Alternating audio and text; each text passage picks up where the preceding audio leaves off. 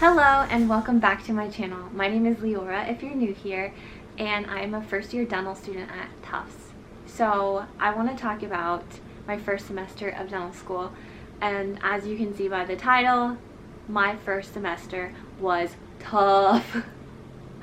I had such a hard time adjusting, as I'm sure a lot of dental students do. I mean, I just want to talk about the classes and kind of how they all played out in the semester. So I would like to break each class down into 3 different categories. First, I'll talk about the amount of material per exam. Then I'll talk about how difficult the class was as a whole. And thirdly, I will talk about how much I spent studying for that particular class. Okay, so for clinical anatomy, the amount of material we had, I think, was a fair amount. We had about 10 to 15 lectures per exam. I think it kind of depended, and also it wasn't so much as the amount as it was you're being tested on everything you learned for that particular section. So head and neck was on exams 2 and 3 for us because there's just so many things to learn and also so many things to dissect. So the whole dissection part of the class made the class 10 times harder and made it harder for you to study because you're spending outside class time in the lab dissecting to make sure your body is where it needs to be for your group quizzes and for the exam. So like I said, fair amount of material for the class. The class difficulty as a whole, I think it was pretty hard. And I already explained kind of what made it difficult. To kind of give you an idea, for our 5th exam, our 5th and final exam, we had no cadaver. We had finished dissecting all we needed by that point. So it was pure memorization. And that was 10 times easier than any exam we ever had. Because for our exams, we had 85 stations that we would be tested on. And there were rest stops, maybe about 15. So you're standing for about 2 hours, going from question to question, some of them on the cadaver, some of them just at a table when it's a multiple choice question. So the exams could be a little bit wearing on your body, and just not physically but mentally, because you're standing for 2 hours and you have to think, and you only have a minute to answer questions. So all of these aspects together kind of made the class a little bit more difficult and challenging, because if you didn't know something right in that moment, it would be kind of hard to remember what it was unless you wrote a note or something, because you can't go back to the stations once you pass them. So that long summary is kind of how difficult the class was. Lastly, I'll talk about the amount of time I spent studying for clinical anatomy. I think my goal was to spend 3 to 5 days a week studying clinical anatomy, and a week out from an exam I would definitely be studying it every single day. But when you have all the classes that we had in dental school, you really have to do a balance. So I did try to study a little bit every day. That did not always happen. There were some times where I just really needed to take a day or 2 off of studying and just kind of not think about school, you know? So like I said, 3 to 5 days a week.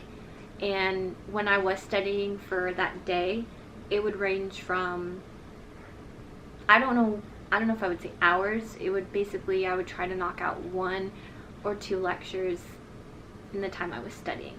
I enjoyed learning everything in this class. It was so interesting. The clinical aspect of anatomy is so cool. I really enjoyed it. I just didn't like to be tested on it. And something really important that I think I've known for a long time, and I've tried to keep in mind as I study, is just because you understand something doesn't mean that you know it. Doesn't mean that you can recall it on an exam. So getting to the point when you're studying and doing active learning, that is super important. Next, I'll talk about operative. Operative has a total of 3 credits. 1 credit for theory, 1 credit for our practical, and 1 credit for something else, I don't remember. So basically the graded portion is the theory portion. The other parts are pass-fail. So practical, self-explanatory, pass-fail on our practicals, and I really don't remember the third one, I'm sorry. I'll put the text up with the third one. I should mention, operative is not finished. We will be continuing it into the spring semester, and that is when it will conclude. So I had 2 competencies and 1 theory exam this past semester. First, I'll talk about the amount of material for this exam. There was only one. It was a theory exam on everything we had learned for that semester, and it wasn't that it was difficult.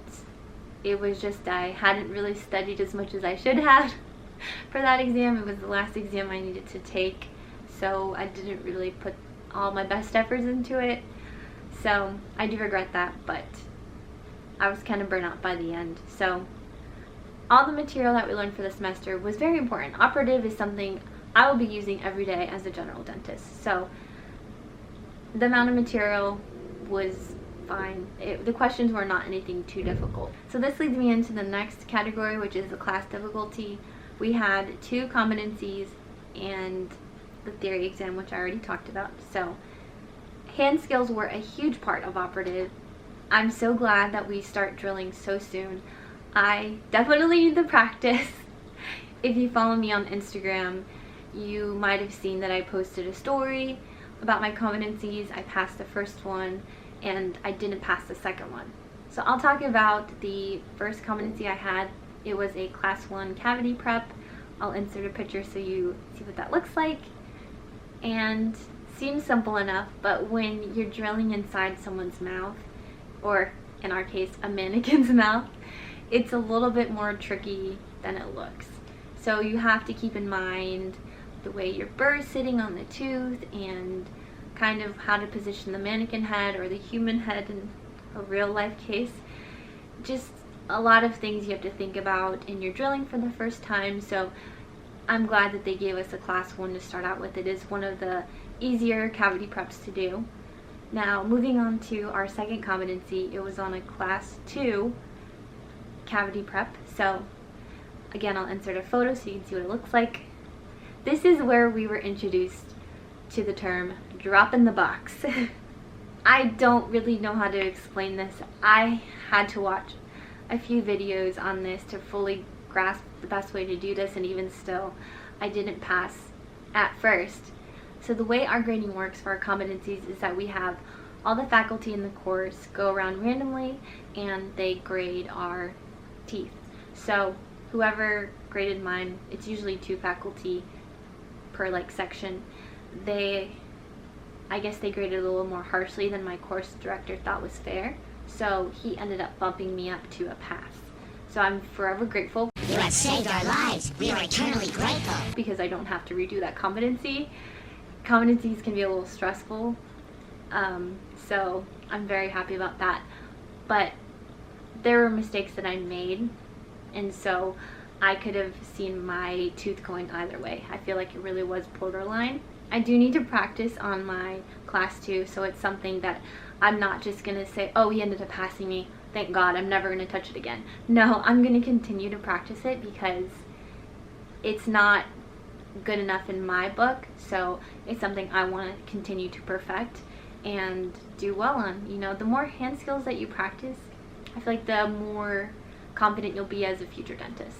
And the last thing I should say is the amount of time spent in operative. So for the first semester, we only had operative once a week, and it was definitely one of the more fun times of the week because you're learning something new usually and you're drilling, and that's just always exciting. Outside of class, I didn't spend too much time until leading up to the competencies.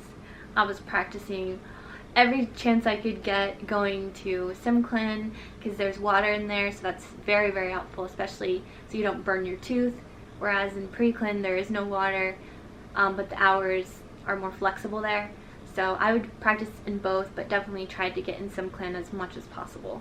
Next, let's move on to IDP. This is Introduction to Dental Patient, and this is a course I will be continuing into the spring semester. So we only took this course maybe about halfway to 3/4 of the fall semester as far as class time, which was very nice. So what we learned in IDP was exactly what the title had stated. We were being introduced to the clinical setting and how to talk to patients and kind of how things run at Tufts. So it was very, very insightful. I didn't know that dentists really had to think about so many things. IDP was a very good class in introducing us to the clinical setting and kind of the dentist-patient interaction and questions you should be asking your patient, as well as trying to be respectful of certain things, but also making sure that you get certain things. So things like that. It's a lot of things to think about. How many times did I say things? The class is not too difficult. I didn't spend a ton of time studying this material. A lot of it just makes sense. So the exam was not anything to be scared of. You know, this is kind of, like I said, common sense. So our ethics class was teaching us ethics. Shocker. There are a lot of aspects of dentistry, and we learned how to remain ethical in all situations as much as possible. You know, nothing is ever black and white because there's a lot of different ways things can turn out, but knowing how to best respond in certain situations was kind of the main underlying theme of ethics. For our exam, our professor liked to tell us that there may be more than one right answer, but you have to choose the best right answer. So that was a very important topic that we learned in detail throughout the semester. Overall, I really enjoyed the course. I would say our ethics class was not too difficult, mainly because you had to think a little bit about what was the most ethical response. But once you kind of understood how you should be thinking, then the class just makes sense. I didn't spend a ton of time studying for this class. I did start to study a little bit leading up to the exam, but if you attended the lectures, you heard a lot of repeating themes, and again, everything started to make sense. Alright, we're almost done. Last class, Craniofacial Biology. I purposefully saved this class for last. It was the bane of my existence. Let me start by telling you how the class was broken down. Craniofacial Biology was our first integrated course because as the class of 2023 at any dental school, we are going to be the first class to be taking an integrated boards, whereas before, students were required to take a part 1 and a part 2 of boards. So now for us, it's going to be one boards. It's supposed to be easier and integrated and more clinically based, and I may be wrong in some of that knowledge, but there really isn't a ton of knowledge out there at the moment, so that's kind of what I know. So Craniofacial Biology, or CFB as we called it, is broken down into 3 parts. The first part was genetics, nutrition, and biochem. Part 2 was histology, craniofacial function, and dental stem cells. And part 3 was periodontology, karyology, CFF again, and pharmacology. Now that you know that, there were 2 exams per each part, so we had a total of 6 exams. So I will first talk about the amount of material per exam. The class was not perfect, but the course directors were very understanding of kind of that there were gaps in knowledge, and they did curve exams accordingly. But moving back to the amount of material per exam. So there was a lot of material per exam. We were learning a lot. We had the class 4 times a week. So again, a lot of material, and we had an exam every other week. So a lot of information, a lot of exams, and constantly changing the courses itself. This is another class I really did enjoy learning the material. A lot of it was very interesting.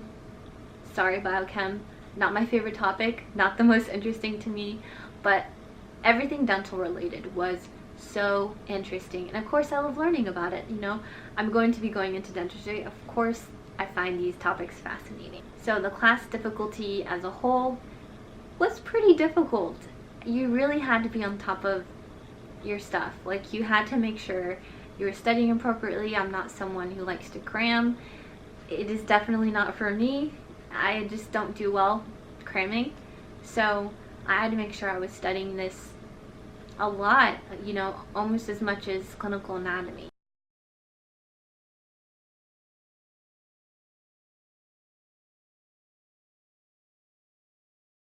So that was everything that I did this past semester.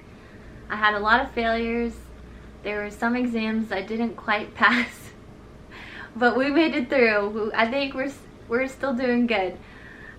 At Tufts, you have to have a minimum GPA of 2.25, and I will say at the beginning of the semester, I was like, I want to get high grades, maybe not all A's, but definitely as high as I can get. And at the end, I was like, C's get degrees!